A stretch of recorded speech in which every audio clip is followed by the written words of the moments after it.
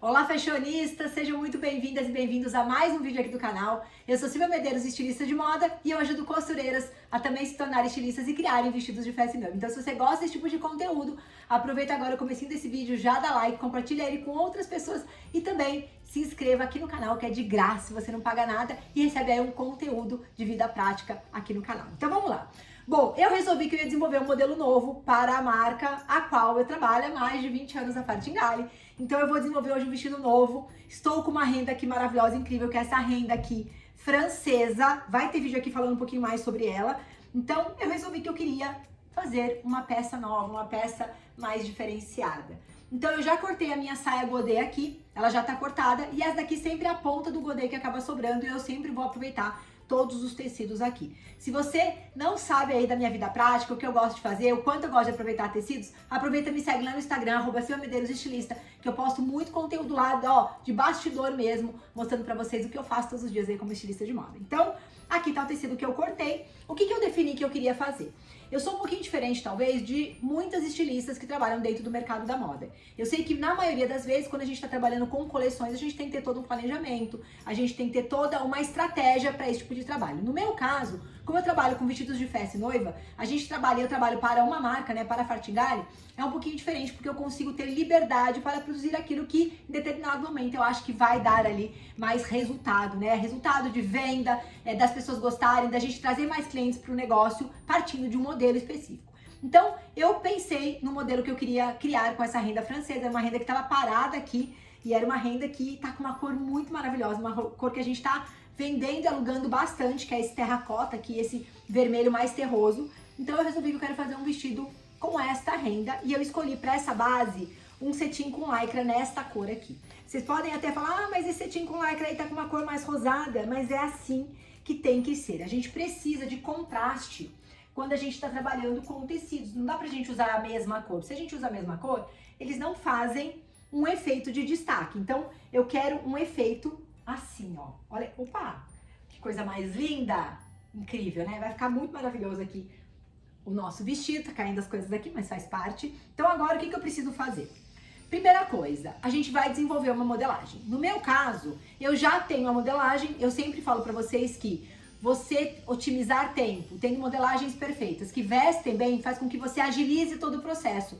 Se eu não tivesse tudo isso caminhando e com essa facilidade, eu não conseguiria produzir a quantidade de peças que eu produzo todos os dias por aqui. Então eu já tenho uma modelagem aqui perfeita, impecável, maravilhosa, que veste super bem, de um corpete básico, e a gente pode até chamar como uma base de corpete. Eu já cortei aqui o meu cetim com lycra.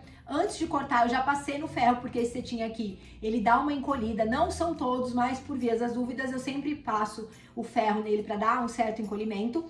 Já fiz isso, já cortei, e agora eu vou para a próxima etapa, que é cortar a entretela. Então aqui eu tenho uma entretela. Essa entretela aqui é uma entretela que a gente importa. Ela é uma entretela que ela é termocolante, ela tem um lado mais porosinho onde tem cola. E aí a gente tem essa leveza dessa entretela, mas que ela é bastante consistente quando ela está aderida ali ao tecido.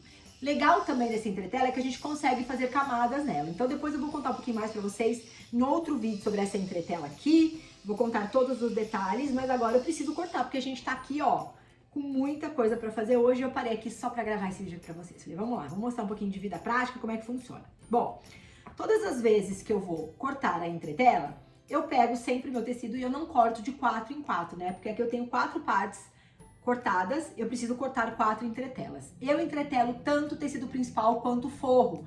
É algo que eu gosto de fazer, eu acho que ele fica mais interessante, fica mais consistente, evita muitas vezes de enrugar o tecido de dentro, de ficar menor, então eu gosto de estabilizar com a entretela. Se eu quero algo mais pesado, eu colo outras camadas de entretela. Não gosto de trabalhar com a cavalinha, né? Se você é uma costureira mais experiente ou trabalha nesse mercado há mais tempo, talvez você goste de trabalhar com a entretela cavalinha, eu não gosto, e quando eu preciso usar de fato, eu acabo entretelando a cavalinha com essa entretela aqui. Então, eu gosto dessa entretela, amo, até pelo fato de poder fazer camadas, e é com ela que eu vou usar aqui hoje. Bom, eu começo aqui, como eu já tenho aqui o meu centro frente quase dando certo aqui, eu vou colocar ele aqui. Nesse caso, eu vou ter que fazer aberto mesmo, porque eu preciso economizar tecido. Bom, vamos pegar aqui a nossa tesoura. Essa manequim tá atrás de mim aqui, balançando. Vamos cortar aqui.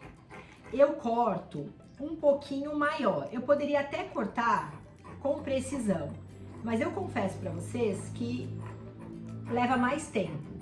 Você cortar com precisão, alfinetar, e assim, o tanto que pode parecer que você perde, não perde, porque a gente acaba fazendo todo o aproveitamento de todo o pedaço. Então, por exemplo, esse pedacinho que sobrou, sim, mas é um pedacinho muito pequenininho que sobrou. Esse aqui de baixo eu até concordo, mas esse daqui, às vezes a gente vai fazendo emendas na peça e vai dando certo. Ó, eu vou separando aqui assim, desse jeito, e vou olhando para ver se a gente consegue fazer outros encaixes aqui, tá? Aqui, muitas vezes, ela dá uma entortadinha porque eu corto ela no rolo de pé. Ela é bem pesada, esses rolos, eles chegam pra gente com 100 metros. Então, são rolos bem largos, então eles são bastante pesados. Eu acabo cortando eles em pé e às vezes eles saem um pouquinho aqui da estrutura, mas tá tudo certo. Como eu falei pra vocês, eu gosto de aproveitar. E aqui eu tô mostrando vida prática, né? Não adianta falar, ai, aqui eu corto certinho, tá tudo maravilhoso, bonitinho. Chega lá, você se frustra porque você não consegue fazer assim. E, gente, na vida prática, é assim que acontece. A gente não tem toda a disponibilidade do mundo, todo o tempo do mundo pra fazer o que a gente quer, da maneira que a gente quer, né? Cortar com precisão, aproveitar cada pedacinho. A gente vai aproveitar aqui, mas nem sempre é da maneira que a gente quer. Ó, aqui eu já vou ver se este outro pedaço aqui, ele já encaixa aqui no meio. Já não deu. Então, vamos pra cá mesmo. Vamos pro plano B, que é aproveitar sempre a ponta dessa dobra da frente. Então, vamos cortar.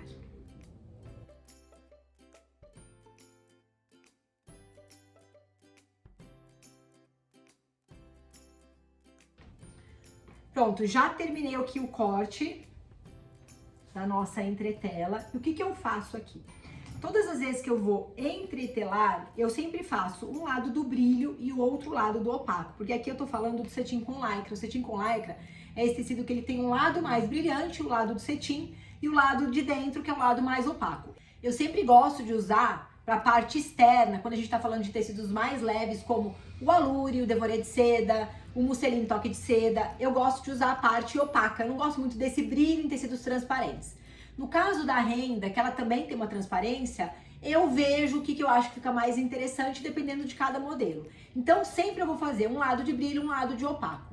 O lado do brilho, eu escolho se eu vou colocar pra fora, e nesse caso, se for colocar pra fora, a parte da saia também vai ser brilhante, e a parte interna, que é a parte fosca, a parte opaca, ela vai combinar com a parte interna do corpete, tá? Então, todas as vezes que eu olhar um vestido por dentro, a parte do corpete, ela está combinando com a parte da saia. Então, sempre vai ser feito dessa maneira.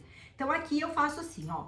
Eu separo as minhas entretelas e vou colocando dessa maneira. Por quê? Porque fica mais fácil levar lá na mesa de passadoria e fazer, aqui ele tá bem grossinho esse tecido, eu vou deixar ele aberto assim, ó. E fica mais fácil a gente fazer. Se eu vou passar esta peça para outra pessoa, eu confesso para vocês que eu marco.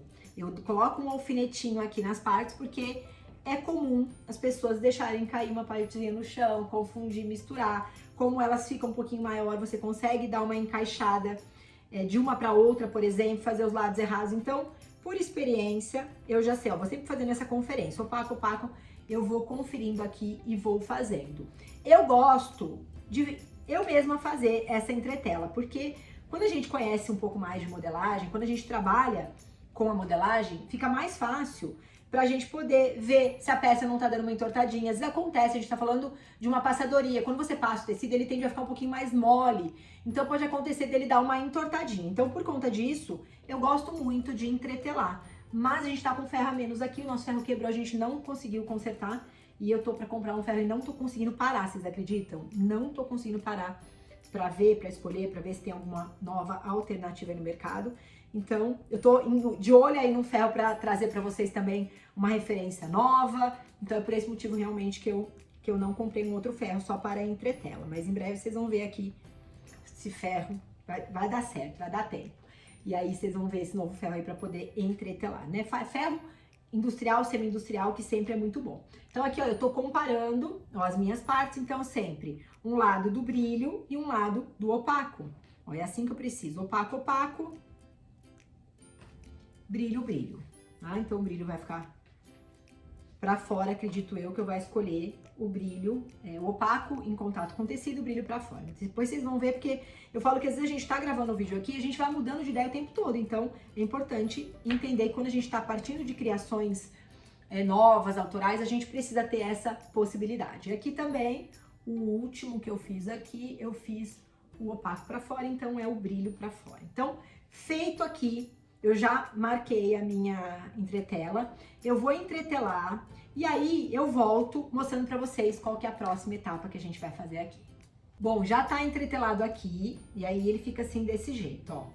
Fica a parte aqui no brilho, no caso, a entretela. E aí o que que eu faço? Se eu vou revestir esta parte aqui com a minha renda, então vamos imaginar que eu vou querer um corpete revestido com a renda, costurado assim, ó, corpete mesmo.